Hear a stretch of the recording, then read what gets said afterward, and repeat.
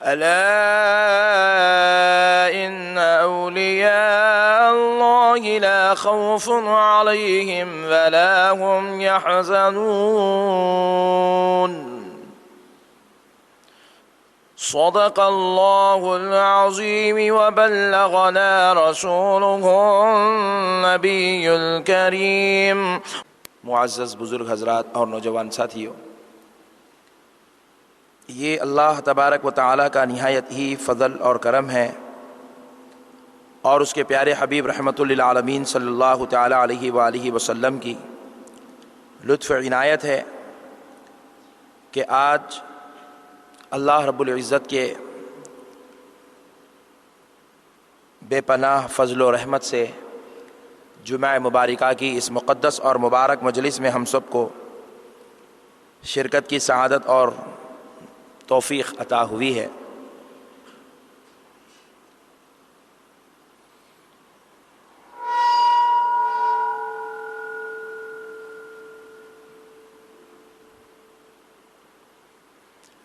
معزز سامعین کرام، آج ہم انشاءاللہ تعالی اولیاء کرام رضوان اللہ تعالی علیہم اجمعین کے مناقب و درجات پر روشنی ڈالنے کی سعادت حاصل کریں گے کہ اللہ رب العزت نے اپنے محبوبوں اور اپنے پیارے بندوں کو کس قدر بلند و بالا درجہ اور خصوصی رحمت و شان سے سرفراز فرمایا ہے۔ معزز سامعین کرام، یہ دنیا کا اصول ہے، دستور ہے کہ جب کوئی بندہ کسی کے لیے کچھ کرتا ہے تو جس کے لیے اگر کچھ کیا جاتا ہے تو وہ شخص بدلے میں کچھ نہ کچھ سامنے والے کو اس کے کرنے کا صلہ عطا کرتا ہے۔ مثلاً اگر کوئی خادم ہے، اپنے مالک کے پاس ملازمت کرتا ہے، خدمت میں مصروف ہے، اپنے مالک کی 1 مہینہ خدمت کرنے کے بعد مالک اپنے خادم کو کچھ نہ کچھ تو ضرور دے دیتا ہے۔ کبھی اپنی حیثیت کے مطابق دیتا ہے تو کبھی خادم کی استطاعت کے مطابق دیتا ہے۔ اگر آپ کسی شخص کے لیے بلا معاوضہ بھی اگر آپ کچھ کام کرنا چاہتے ہیں، خدمت کرنا چاہتے ہیں، ہمدردی کرنا چاہتے ہیں، کسی معاملے میں رہنمائی کرنا چاہتے ہیں، ایک ایمانی جذبے اور حرارت کے تحت اگر آپ کسی کے لیے کچھ کر بھی دیتے ہیں جبکہ کرنے والے کے دل میں معاوضے کی کوئی امید نہیں ہے، کوئی خواہش بھی نہیں ہے، کوئی تمنا اور آرزو بھی نہیں ہے، لیکن تب بھی ہم کسی کے لیے کچھ کرتے ہیں تو بدلے میں وہ شخص اگر ہمیں مال یا کوئی اشیاء نہ دے تب بھی کچھ دے ہی دیتا ہے۔ آپ پوچھیں اور کیا دے سکتا ہے تو کہیں گے کسی کے اچھے صلے کے بدلے میں کچھ نہ دے تو کم سے کم دعا تو ضرور دے دیتا ہے، یا بدلے میں شکریہ کا ایک لفظ تو ادا کر دیتا ہے تاکہ سامنے والے کے دل کو تسکین مل جائے، اس کے اس عمل کے بدلے میں اس کو ایک اچھی راحت تو نصیب ہو جائے۔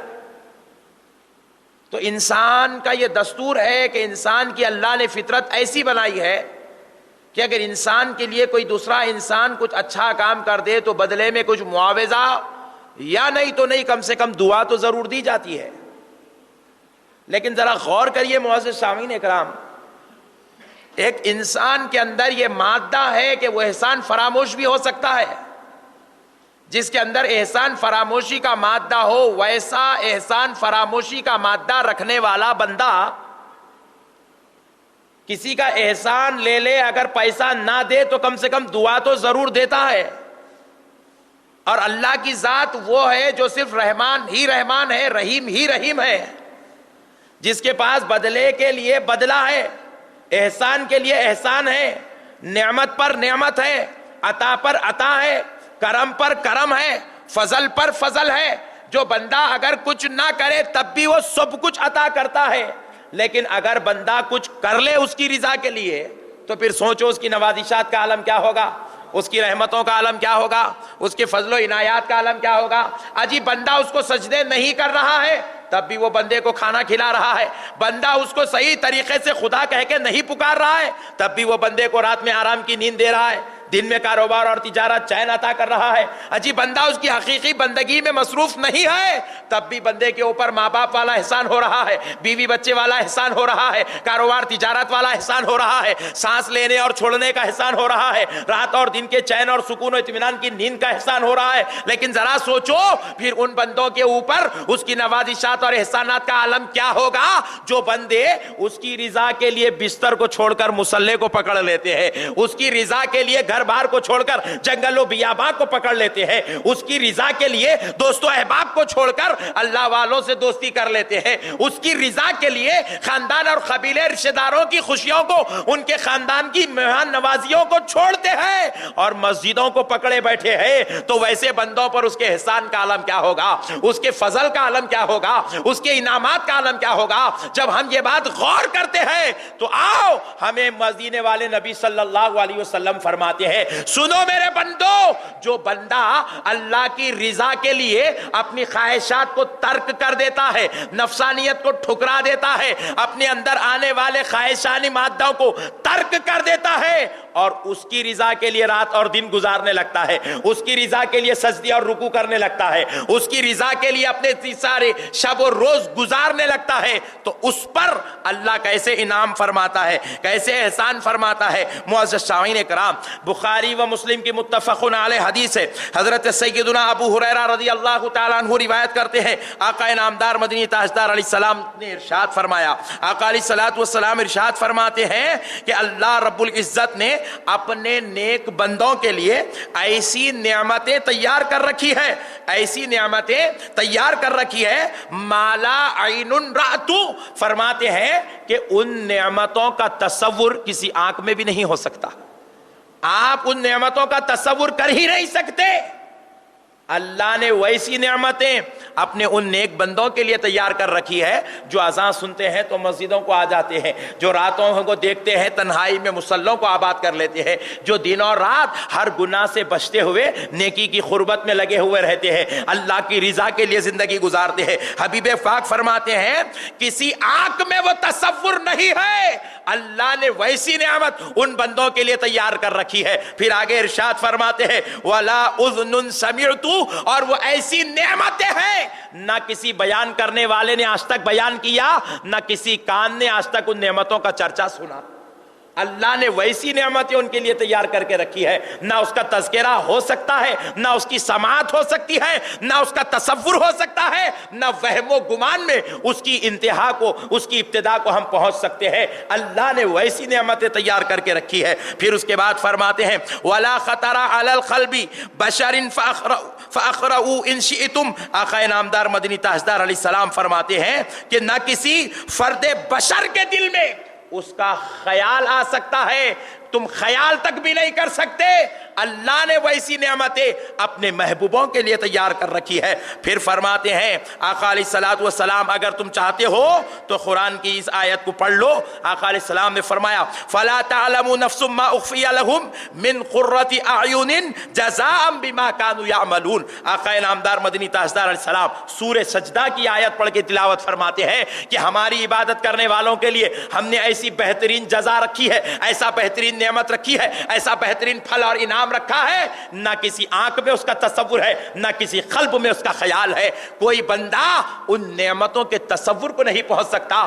لیکن ذرا یاد رکھو بھائی, ہم تصور کو بھی نہیں پہنچ سکتے, لیکن اولیاء اللہ جو ہوتے ہیں اس کی حقیقت کو پہنچ جاتے ہیں, اس کو استعمال کیا کر لیتے ہیں. نیک بندے اس نعمتوں کو حاصل کر لیتے ہیں. لیکن قربان جائے عشق کیا ہوتا ہے ذرا یہ بھی سن لیجئے. حضرت ابوبکر صدیق رضی اللہ تعالیٰ عنہ دربار رسالت میں بیٹھے ہوئے ہیں. شب معراج کے بعد دوسرا دن ہے. آقا علیہ السلام معراج سے تشریف لائے. حضرت ابوبکر سے فرمانے لگے یا رسول اللہ, آپ نے رات میں معراج کی, آپ کو رات میں معراج عطا ہوئی, آپ نے جنت اور دوزخ کے مشاہدوں سے سرفرازی حاصل کی. یا رسول اللہ ذرا بتا دے کہ جنت کیسی ہے.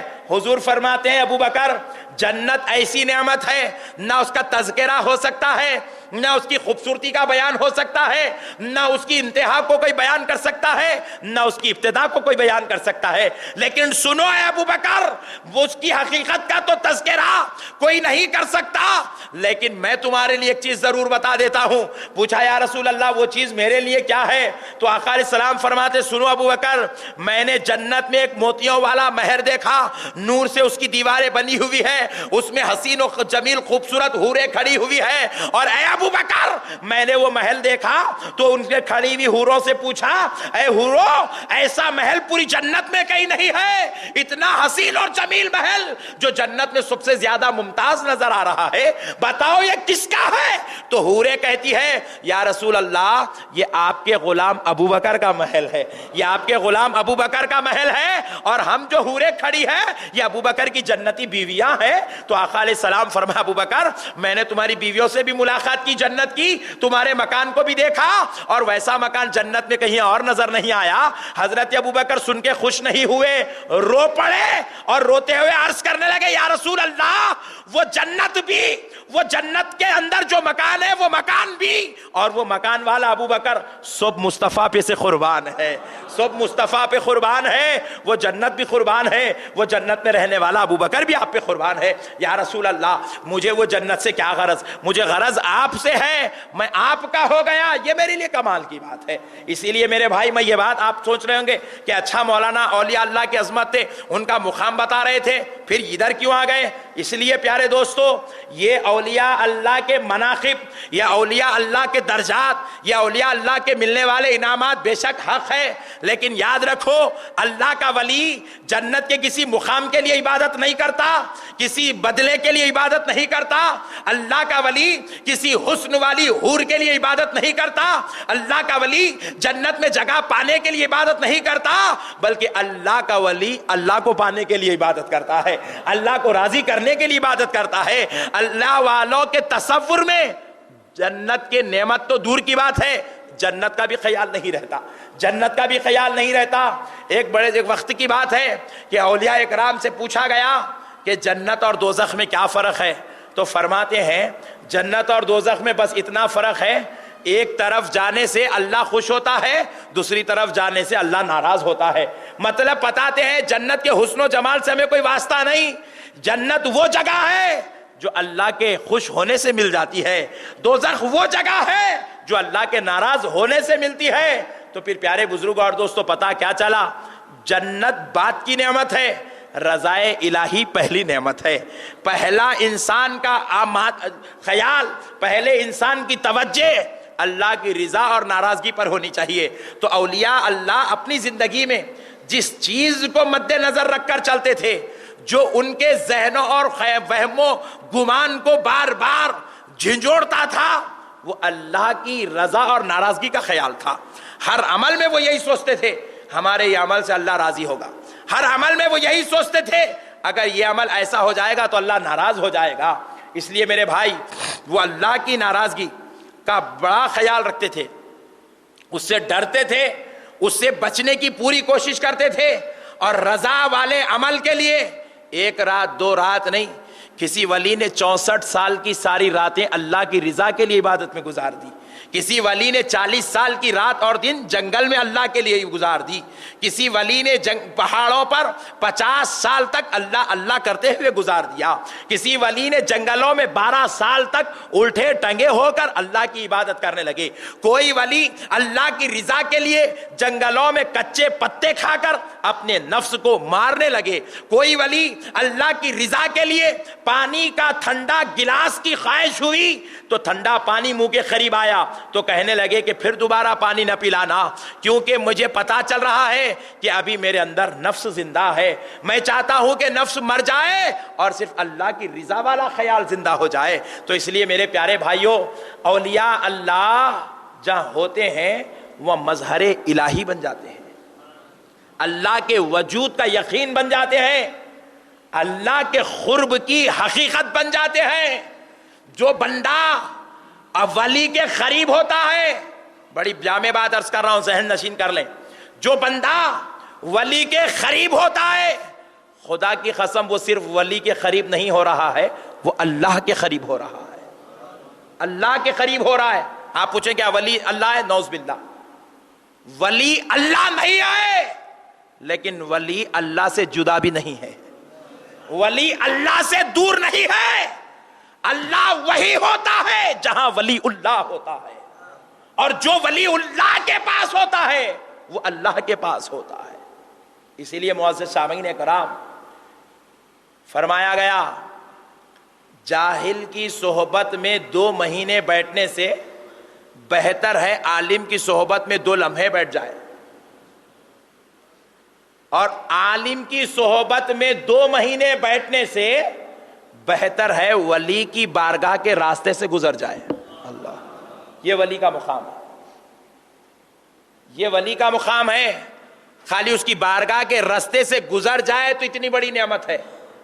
اسی لیے حدیث قدسی ہے, محدث دکن حضور سیدنا عبداللہ شاہ صاحب قبلہ رحمۃ اللہ علیہ اپنی کتاب میں اس حدیث پاک کو نقل کرتے ہیں زجاجۃ المصابیح شریف میں, وجبت محبتی للمتحابین فیہ, اللہ اپنے آپ پر واجب کر لیتا ہے ان لوگوں سے محبت کرنا جو اللہ کے محبوب بندوں سے محبت کرتے ہیں, جو اللہ کے محبوب بندوں سے محبت کرتے ہیں. والمتجالسین فیہ, اللہ اپنے آپ پر واجب کر لیتا ہے ان بندوں سے محبت کرنا جو اللہ والوں کی مجلسوں میں بیٹھتے ہیں. لوگوں نے پوچھا یہ ذکر میں بیٹھنا کیا ہے, ذکر کی مجلسوں میں کیوں بیٹھتے ہو؟ بات کرے کہ گئے وہ حضرت کے پاس بیٹھ گئے, وہ قبلہ کے پاس بیٹھ گئے, وہ درگاہ میں بیٹھ گئے, وہ ولی کنے بیٹھ گئے, وہاں رات گزار دی, یہاں دن گزار دیے. نادان, تو نہیں جانتا یہاں بیٹھنا اللہ کی محبت کو پا لینا ہوتا ہے. ان کے پاس بیٹھنا اللہ کی محبت کو پانا ہے. پہلی بات اللہ نے کیا کہا؟ محبت. جو میرے ولیوں سے محبت کرتا ہے میں اس سے محبت کرتا ہوں. جو میرے ولیوں کی محبت کے بعد اللہ اور قریب آیا, کہا جو میرے ولیوں کی مجلسوں میں بیٹھتا ہے میں اس سے محبت کرتا ہوں. اللہ اور قریب آیا, قریب آ کر کہنے لگا والمتزاورین فیہ, جو میرے محبوبوں کے مکھڑوں کو تکتے ہیں, ان کے چہروں کو دیکھتے ہیں, ان کی مزارات کی زیارت کرتے ہیں, یا ان کے تصور کو اپنی آنکھوں میں بسا لیتے ہیں, اللہ کہہ رہا ہے میں ان سے بھی محبت کرنا اپنے آپ پہ واجب کر لیتا ہوں. جو میرے ولیوں کا چہرہ دیکھے میں ان سے محبت کرتا ہوں. اجی ان کا چہرہ دیکھنے والے سے اللہ محبت کرے تو پھر چہرے والے سے محبت کا عالم کیا ہوگا؟ چہرے والے سے قربت کا عالم کیا ہوگا؟ چہرے والے سے اللہ کی شان کا عالم کیا ہوگا؟ اچھا اور ایک بات دیکھو, چہرے تو بہت ہیں, چہرے تو بہت ہیں, لیکن قربان جاؤ ان چہرے والوں پر جن کے چہرے کی عظمت مصطفیٰ نے بیان فرمائی ہے. حبیب پاک صلی اللہ تعالی علیہ وسلم ارشاد فرماتے ہیں, حدیث پاک ہے, حضرت اسماء بنت یزید رضی اللہ تعالی عنہ بیان کرتی ہیں, قال سمعت رسول اللہ صلی اللہ علیہ وسلم یقول الا انبئکم بخیارکم, آقا علیہ السلام فرماتے ہیں اے صحابیو کیا میں تمہیں اس بات کی خبر نہ دوں کہ تم میں سب سے بہترین کون ہے؟ کہہ دو سبحان اللہ. رسول اللہ کیا کہہ رہے ہیں؟ خیارکم, تم میں سب سے اچھے کون ہیں, سب سے بہتر کون ہے, سب سے افضل کون ہے, سب سے اعلیٰ درجات والے کون ہیں؟ نبی کیا کہہ رہے ہیں ذرا غور کرو, بعد میں اس کے بعد بازو والے مولویوں کو غور کرتے ہیں. نبی فرما رہے ہیں کیا میں تمہیں اس بات کی خبر نہ دوں کہ تم میں سب سے بہتر کون ہے؟ صحابہ نے کہا قالوا بلا یا رسول اللہ, یا رسول اللہ کیوں نہیں, ضرور فرمائیے. آقا علیہ السلام فرماتے ہیں خیارکم الذین اذا رؤوا ذکر اللہ, تم میں سب سے بہترین وہ ہے جس کا چہرہ دیکھو تو خدا یاد آ جائے. آقا علیہ السلام فرماتے ہیں جس کا چہرہ دیکھو تو خدا یاد آ جائے. چہرہ تو سب کے پاس ہے مگر مصطفیٰ جان رحمت کر رہے ہیں بہتر وہ ہے جس کا چہرہ دیکھو تو خدا یاد آ جائے. اب وہ چہرے والے کون ہوتے ہیں جن کا چہرہ دیکھو تو خدا بھی یاد آ جائے؟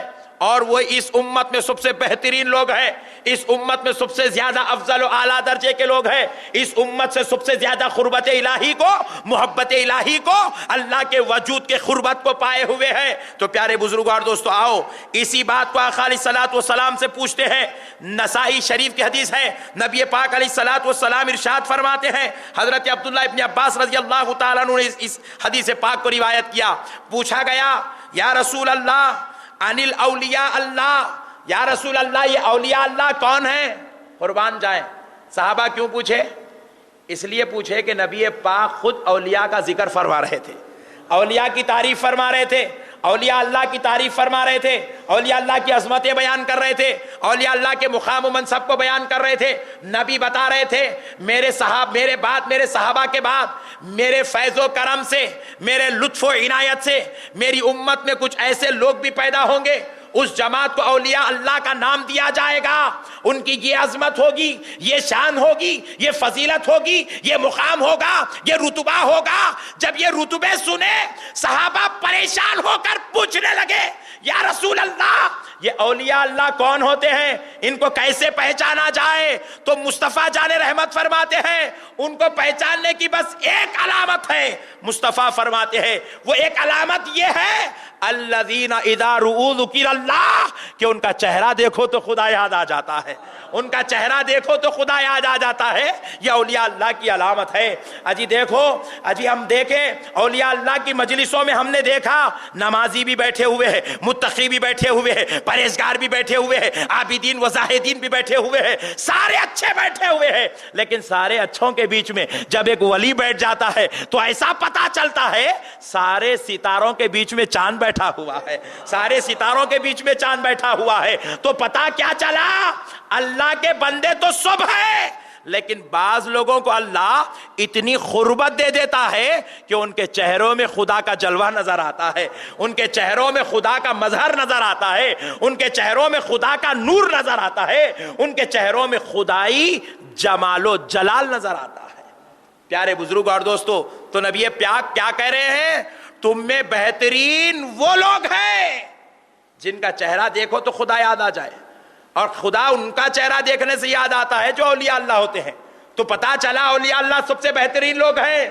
مگر پیارے بزرگ اور دوستو ذرا غور کیجئے، اولیاء اللہ سب سے بہترین لوگ ہیں، یہ بات کون کہہ رہے ہیں؟ وہ کہہ رہے ہیں اللہ نے جس کو سارے نبیوں کا سردار بنایا ہے، اللہ نے جس کو بہتری کا مرکز بنایا ہے، وہ نبی فرما رہے ہیں اولیاء اللہ سب سے بہترین لوگ ہیں۔ اب آپ ذرا غور کریں، ہم نبی کی بات سنیں گے یا پھر بدعقیدہ لوگوں کی باتوں کو سنیں گے جو نعوذ باللہ اپنے گندے چہروں کی طرح، اپنے پسینے والے بدبودار جسموں کی طرح نبی کو، ولی کو کہتے ہیں وہ بھی ہماری طرح ہے، نعوذ باللہ۔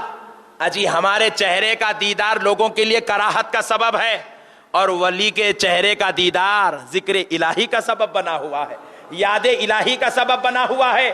تو دیدار میں دونوں ایک دوسرے کے برابر نہیں ہیں، تو پھر ذات کے اعتبار سے دونوں ایک دوسرے کے برابر کیسے ہو سکتے ہیں؟ اس لیے میرے پیارے بھائیوں، اولیاء اللہ مقربین الہی کا نام ہے، اولیاء اللہ محبین الہی کا نام ہے۔ اللہ جن کے قریب رہتا ہے، اللہ جن سے محبت کرتا ہے، ان کو اولیاء اللہ کہا جاتا ہے۔ تو میں حدیث پاک سنا رہا تھا، زجاجۃ المصابیح شریف کی ہے، آقا علیہ الصلوۃ والسلام ارشاد فرماتے ہیں کہ اللہ رب العزت نے ارشاد فرمایا میں ان لوگوں سے محبت کرنا اپنے آپ پر واجب کر لیتا ہوں جو اللہ سے محبت، جو اللہ کے بندوں سے محبت کرتے ہیں۔ اللہ فرماتا ہے میں ان لوگوں سے محبت کرنا اپنے آپ پہ واجب کر لیتا ہوں جو ولیوں کی مجلسوں میں بیٹھتے ہیں، میں ان لوگوں سے محبت کرنا اپنے آپ پہ واجب کر لیتا ہوں جو میرے ولیوں کے چہروں کا دیدار کرتے ہیں۔ پھر آگے ارشاد فرمایا، بات لوگ پوچھتے ہیں یہ درگاہوں کو جاتے ہیں چادر چڑھاتے ہیں، کیوں چڑھاتے ہیں؟ پھول ڈالتے ہیں، کیوں ڈالتے ہیں؟ جا کے حضرت کو نذرانے دیتے، جب گئے جب مہینے کو 500 روپے 1000 روپے مرید نذرانہ دے رہا ہے، مرشد کو کیوں دیتے ہیں؟ بولے میاں وہ مرشد کو لے کے جا کے 500 روپے دینے کے بجائے اپنے بچے کی اسکول کی فیس بنو نے اچھا پڑھ لیتا۔ بولے کچھ بھی نہیں ملا تو آخری میں بچے یاد آ گئے، فیس یاد آ گئی لوگوں کو۔ میرے پیارے بزرگ اور دوستو، یہی بچے، یہی فیس اس وقت یاد نہیں آئی جب بیچارہ جا کے گندے کاموں میں پیسے اڑا رہا تھا، فضول خرچی میں اپنا پیسہ برباد کر رہا تھا، گندے کاموں میں اپنا پیسہ برباد کر رہا ہے تو کوئی نہیں کہتا کہ گندے کاموں میں پیسے کیوں اڑائے جا رہے ہیں، فضول خرچی کیوں کی جا رہی ہے، 20 لاکھ کا ولیمہ کیوں ہوا، یا 10 لاکھ کی شادی کیوں ہوئی، کوئی مولوی صاحب نہیں بولیں گے، آ کے کھا کے تعریف کر کے جائیں گے، ارے کیا بہترین ولیمہ کرے صاحب آپ۔ مگر پھر وہی بیچارہ 10 لاکھ کے نکاح خوانی اور 20 لاکھ کا ولیمہ کرنے والا 1000 روپے نکال کے میلاد النبی کے جھنڈیوں کو دے دیا تو حرام میں ڈال رہے. بولے ارے وہاں 10 لاکھ کی بیٹا تو مرغی کھایا حرام نہیں ہوا, 1000 روپے میلاد کو گئے تو حرام ہو گیا.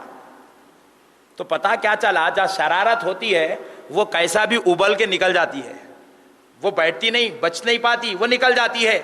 تو اس لیے پیارے بزرگ اور دوستو, اگر کوئی شخص ہم سے شرارتاً یہ پوچھے کہ اولیاء اللہ کی بارگاہوں میں یہ چادریں, یہ پھول کے نذرانے, اور مرشدین کی بارگاہوں میں یہ پیسوں کے نذرانے کیوں دیتے ہیں, تو کہنا نادان, اس کا جواب اگر کسی مفتی صاحب سے لیا جائے تو تیرا خیال ہو سکتا ہے مفتی کا فتویٰ غلط ہے, لیکن ایسا جواب لے لے ایک زبان سے مصطفیٰ کی نکل رہا ہے اور مصطفیٰ جان رحمت کو رب کریم فرما رہا ہے.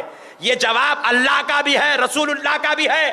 رسول اللہ ارشاد فرماتے ہیں, اللہ رب العزت نے ارشاد فرمایا والمتبادلین فیّا وجبت محبتی, جو میرے محبوبوں کو نذرانے پیش کرتے ہیں میں ان سے محبت کرنا بھی اپنے آپ پہ واجب کر لیتا. جو بقید حیات ہیں ان کو نوٹ کا نذرانہ, ان کو کسی چیز کا نذرانہ دیا جاتا ہے, اور جو آرام فرما رہے ہیں ان کو چادر اور پھول کا نذرانہ دیا جاتا ہے. ایک صاحب بولے بھائی پھول کہیں کو ڈالنا, تو بولے پھول نہیں ڈالیں گے تو اب کیا ڈالیں گے بھائی, پتھرے تو ڈال نہیں سکتے, مٹھی لے کے جا کے پھینک نہیں سکتے, پیسے لے کے جا کے رکھ نہیں سکتے, کپڑے تو کرتا پیجامہ شیروانی حضرت کو اب بنا نہیں سکتے, تو لہذا کر کیا سکتے, مزار پہ چادر اڑا سکتے, دوسرا کچھ بھی نہیں کر سکتے. کیا بھائی, اس لیے چادر اڑا رہے. تو دوسرا طریقہ ہے تو بتا دے, ہم لوگ ویسا کرنا شروع کر دیتے. اب کیا کریں گے مزار کے اوپر, نذرانہ تو دینا ہے کیونکہ اللہ فرمایا میرے ولی کو تم نذرانہ دو میں تم سے محبت کروں گا. ہاں یہ کر سکتے ہیں, اگر ولی کی مزار کے اوپر چھت نہیں ہے تو چھت ڈلا سکتے ہیں, یہ نذرانہ. لیکن کوئی ایک شخص ڈلا لے گا, ایک غلام اگر چھت ڈلا لے تو باقی کے غلام کیا کریں گے, تو باقی کے غلام دیوار بنا لے, کھڑکی لگا لے, وہ کر لے, چلو 100 غلام مل کے یہ کام کر لیے, پھر اس کے بعد کے عاشق کیا کریں گے, کچھ نہیں کر سکتے. تیری استطاعت اور حیثیت کے مطابق چادر چڑھا لے, یہی نظر سمجھی جائے گی. ہم اولیاء اللہ ہماری چادروں کے محتاج نہیں, ہم اولیاء اللہ کو چادر دینے کی ضرورت محسوس نہیں کرتے. یہ چادر دینا, یہ پھول ڈالنا ہم نے اس کو واجب نہیں سمجھا, ہم نے اس کو فرض نہیں بنایا, یہ ہمارے لیے جزء ایمان نہیں ہے, یہ اسلام کی ریڑھ کی ہڈی نہیں ہے. لیکن سن, یہ عمل اللہ کی محبت کو پانے کا ایک ذریعہ ہے, اللہ کی قربت کو پانے کا ایک ذریعہ ہے. اور خدا کی قسم ہم ولی کی مزار پر چادر اور پھول بھی اسی لیے چڑھاتے ہیں تاکہ ان کو نظر پیش کرنے سے ان کا رب خوش ہو جائے, ان کو نظر پیش کرنے سے ان کا رب خوش ہو جائے. اللہ کی رضا کے لیے ولی کو چادر پیش کی جاتی ہے, اللہ کو راضی کرنے ولی کو پھول پیش کیا جاتا ہے, اللہ کو راضی کرنے کے لیے ولی کی بارگاہوں میں بیٹھنے والے غریبوں, فقراء, محتاجوں کو کھانا کھلایا جاتا ہے. اس لیے میرے پیارے بزرگوں اور دوستو, اب ذرا غور کیجئے گا, اللہ رب العزت اللہ ہو کر فرما رہا ہے, میرے بندو اگر تم چاہتے ہو کہ مجھ سے محبت کرو, تم مجھ سے اگر محبت کرنا چاہتے ہو تو نماز پڑھو, تم مجھ سے محبت کرنے کا اظہار کرنا چاہتے ہو تو روزے رکھو, تم مجھ سے محبت کرتے ہو اس بات کے اظہار کے لیے زکات دو, حج کرو, ماں باپ کی خدمت کرو, لیکن یہ تمہارا عمل مجھ سے محبت کا سبب بنے گا نہیں. بھائی آپ بولیں گے یہ اللہ کے عاشق ہے, بولے بھائی کیا وجہ سے آپ نے کہا یہ اللہ کے عاشق ہے, تو آپ فرمائیں گے یہ دن میں بھی نماز پڑھتے ہیں, رات میں بھی نماز پڑھتے ہیں. عاشق کی علامت ہے, اپنے معشوق کی رضا کے لیے رات و دن مصلی پہ بیٹھا ہے. عاشق کی علامت ہے رمضان کے علاوہ دیگر مہینوں میں بھی نفل روزوں کا اہتمام کرتا ہے. عاشق کی علامت ہے ایک حج فرض ادا ہونے کے بعد بھی بار بار حج کی طرف جاتا ہے. عاشق مولا کو راضی کرنے نوافل کا اہتمام کرتا ہے. اللہ فرما رہا ہے میرے بندے مجھ سے محبت کا اظہار کرنے مصلی پر, روزوں پر, کعبے پر آ جا, لیکن سن اگر تو میرے ولیوں کرنے چلے جائے گا تو تجھے مجھ سے محبت کے اظہار کی ضرورت نہیں, میں تجھ سے محبت کرنے لگوں گا, میں تجھ کو چاہنے لگوں گا, میں تجھ سے پیار کرنے لگوں گا. اب معاملہ الٹا ہوگا. اللہ کہہ رہا ہے وجبت محبتی, میں تجھ سے محبت کروں گا. وہاں نماز میں بندہ محب تھا, اللہ محبوب تھا. ولی کا نہیں آیا, بندہ محب بن گیا, اللہ محبوب. بندہ محبوب بن گیا, اللہ محب بن گیا. اللہ کہہ رہا ہے میں تجھ سے محبت کروں گا, میں محب بن جاتا ہوں اور تجھ کو محبوب بنا دیتا ہوں. پیارے بزرگ اور دوستو, یہ اولیاء اللہ کی شان ہے, یہ اولیاء اللہ کے معاملات ہے. اللہ ان سے اتنا قریب ہے, جو ان سے قریب ہو جاتا ہے اللہ ان کا محبوب بن جاتا ہے, اللہ ان کا محب بن جاتا ہے اور ان کو محبوب بنا لیتا ہے. قربان جاؤ میرے بھائی اللہ کی اس شان پر, اللہ کی اس عطا پر, اللہ کی اس مہربانی پر. اس لیے میرے پیارے بھائیوں, دنیا میں ہر چیز کسی نہ کسی کے قرب کا ایک ذریعہ بنتی ہے, قرب کا ذریعہ ہے. مثال کے طور پر سواری ہے, یہ منزل کے قریب ہونے کا ذریعہ ہے. آپ اگر شہری مقامات میں کسی منزل پر پہنچنا چاہتے ہیں, مثلا آپ کو اگر یہاں سے چار مینار پہنچنا ہو, آپ کے پاس بس ہے جو یہ منزل کی قربت میں لے جانے والی چیز ہے.